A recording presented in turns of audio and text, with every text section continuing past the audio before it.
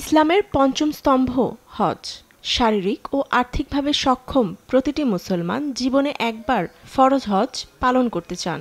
এটি ইসলামী বিশ্বাস, নিষ্ঠা ও বিশ্বব্যাপী ঐক্যের সর্বোচ্চ বহিঃপ্রকাশ। বিশ্বের সব মুসলমানদের মতো গাজার মুসলমানরাও করেছিলেন হজের নিয়ত। তেমনি একজন আয়াদ আদওয়ান 52 বছর বয়সী বাস্তুচ্যুত এই ফিলিস্তিনি 5 সন্তানের পিতা। ইচ্ছে ছিল 2025 সালে স্ত্রী সহ যাবেন হজে, কিন্তু যুদ্ধ শুরু হয় তার স্বপ্ন অধরায় থেকে যায়।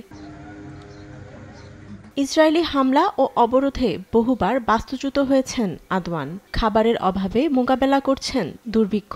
জীবনে কঠিন ট্র্যাজেডির সম্মুখীন হলেও আল্লাহর প্রতি ভক্তি কমেনি বিন্দুমাত্র।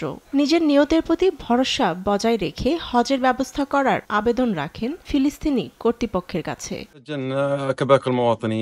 আমরা ট্র্যাজেডির মধ্যে বাস করছি। কঠিন পরিবেশে থেকেও আমরা আশা করি ফিলিস্তিনি কর্তৃপক্ষ এই বিষয়ে কাজ করবেন, হজ করার জন্য সঠিক পরিবেশের ব্যবস্থা করবেন। অন্তত একবারের জন্য হলেও যেন একজন ব্যক্তি আল্লাহর ঘরে যে অনুভব করতে পারে তারা মানুষ।